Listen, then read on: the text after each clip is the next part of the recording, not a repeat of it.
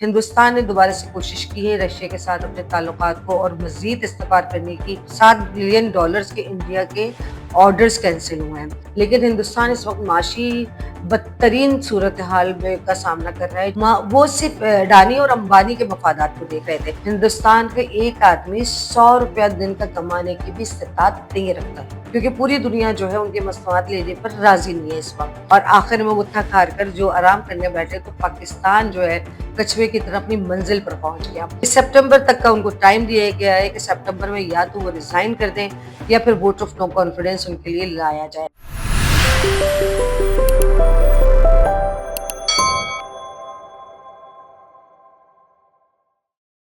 अस्सलाम वालेकुम नाज़रीन, मैं हूं दुर्दाना शहाब और आप देख रहे हैं वीलॉग विद दुर्दाना शहाब। उम्मीद है कि अब तक आपने मेरे चैनल को सब्सक्राइब कर लिया होगा, और अगर नहीं किया है तो बराए मेहरबानी मेरे चैनल को सब्सक्राइब और लाइक जरूर कर लीजिएगा।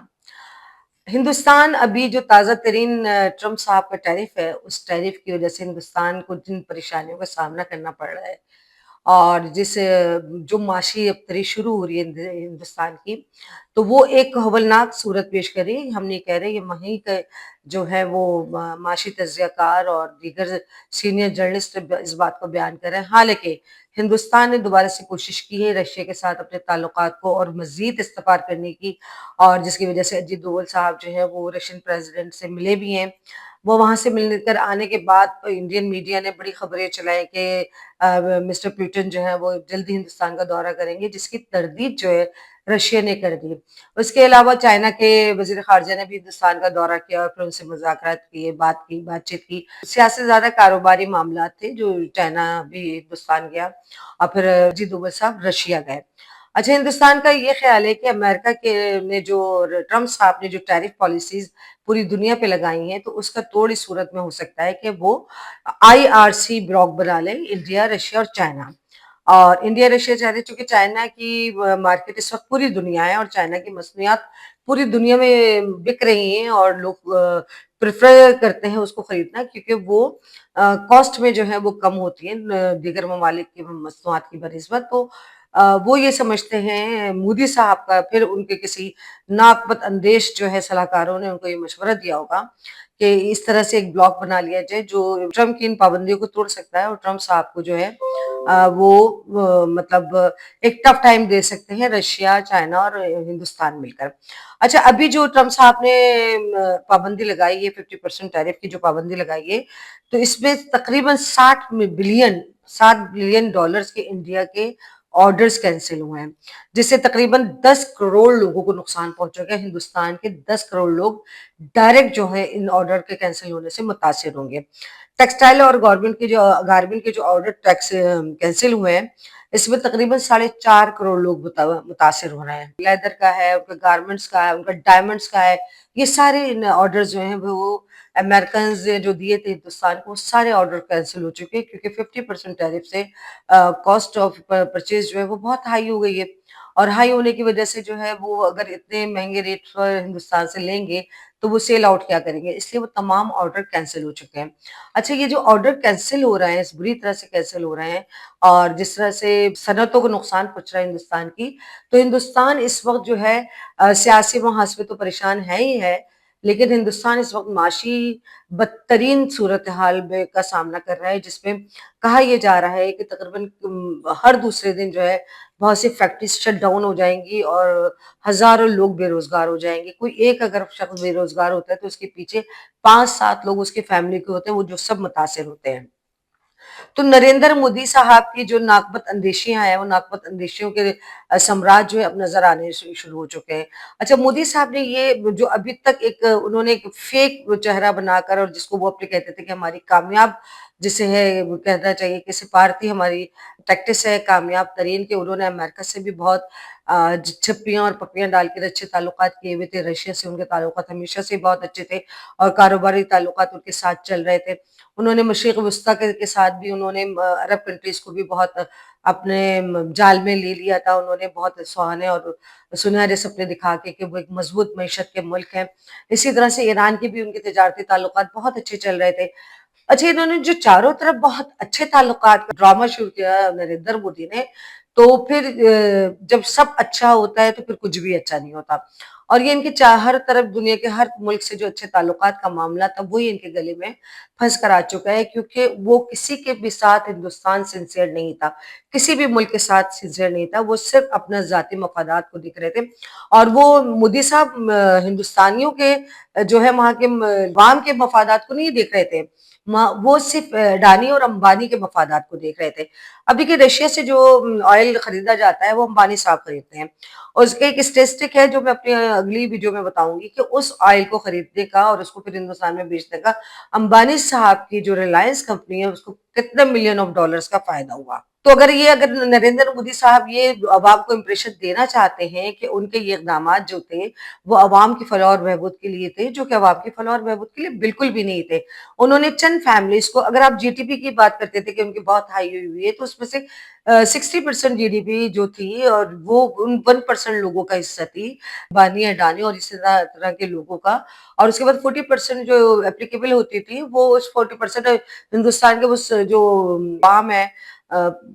جتنی بھی ان کی آبادی ہے اس کے اوپر ہوتی تھی، جس کی وجہ سے ہندوستان کے ایک آدمی 100 روپیہ دن کا کمانے کی بھی استطاعت نہیں رکھتا ہے۔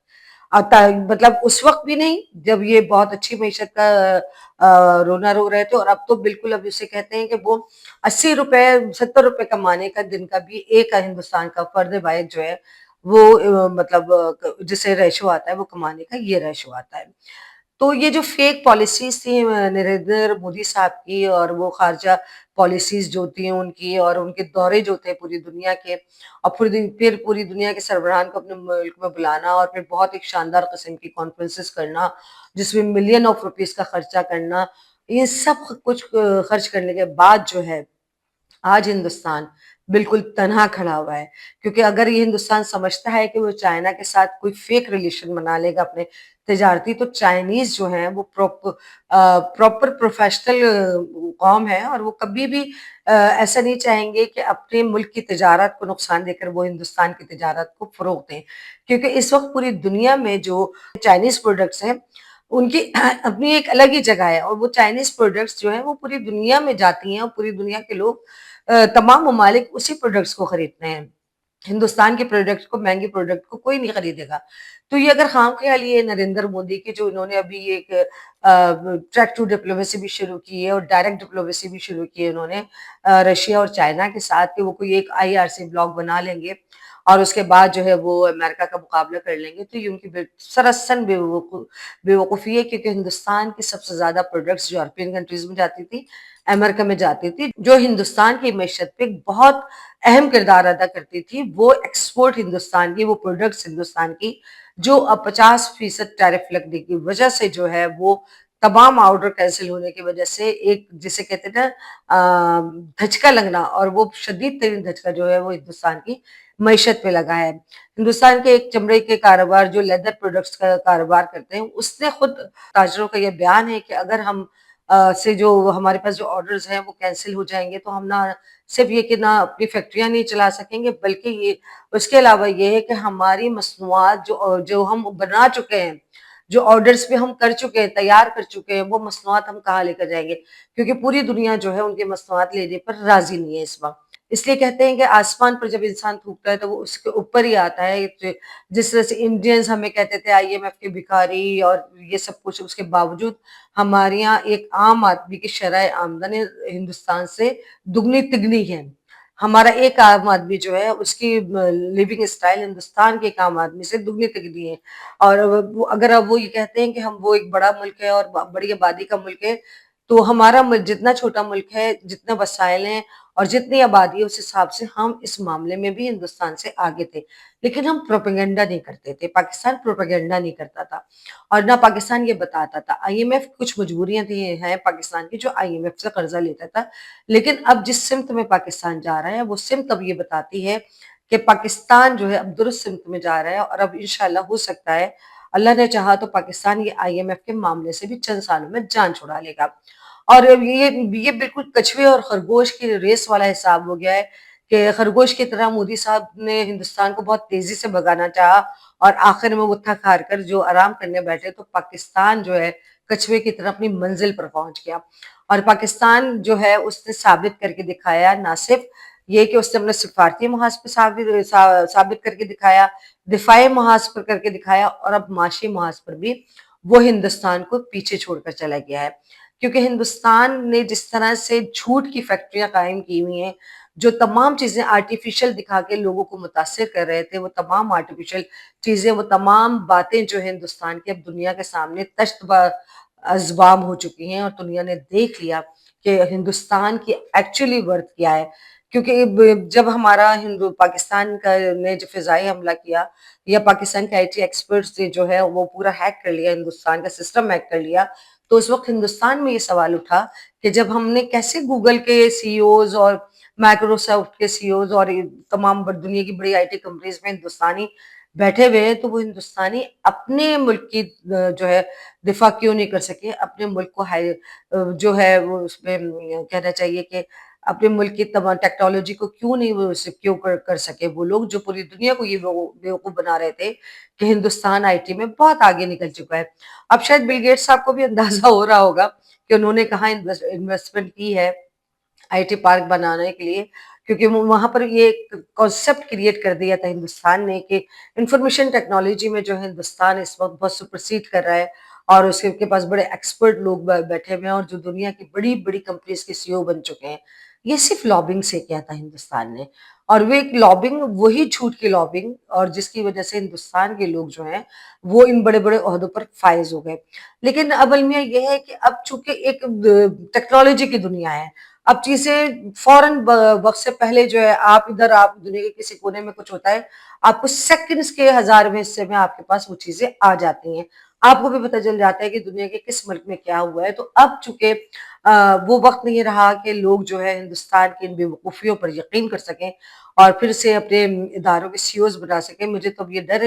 ڈر یہ ہے، بلکہ خدشہ ہے، اور مجھے کسی حد تک یقین بھی ہے کہ جو لوگ جھوٹ بول بول کر ان بڑے بڑے اداروں کے سربراہ بنے، کہیں ان کی بھی نوکریاں جو ہیں وہ نہ چلی جائیں، کیونکہ ہندوستان اس وقت بالکل سے کلیپس ہو چکا ہے ایک طرح سے۔ ہندوستان اس وقت جو ہے وہ بے روزگاری کی فیکٹری بن چکا ہے۔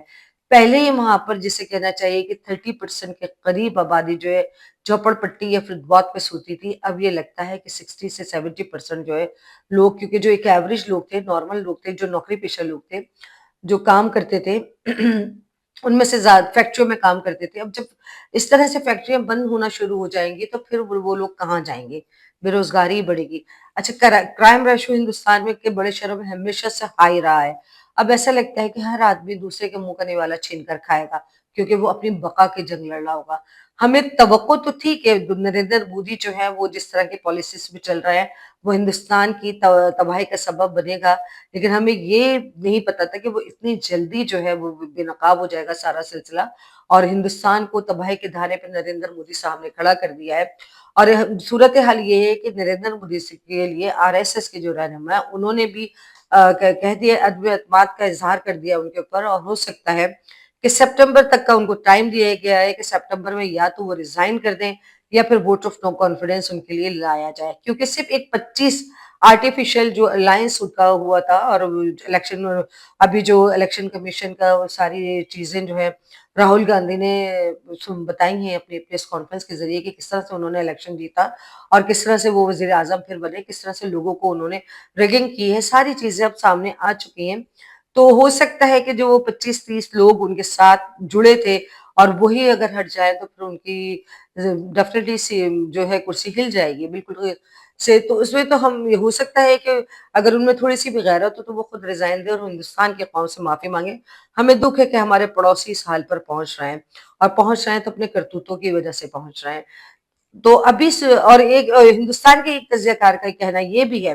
کہ اگر کوئی سر پھرا وزیر اعظم آ گیا تو وہ ہو سکتا ہے کہ نریندر مودی کو نہ صرف جیل پہنچائے بلکہ ان کو پھانسی کے تختے تک لے کر جائے کہ انہوں نے ہندوستان کو برباد کر دیا ہے۔ اب دیکھتے ہیں کہ آگے ہندوستان کا حال کیا ہوتا ہے، اور ہم آپ کو ہندوستان کے حال سے اپڈیٹ کرتے رہیں گے۔ اس کے ساتھ ہی مجھے اجازت دیجیے، اللہ حافظ۔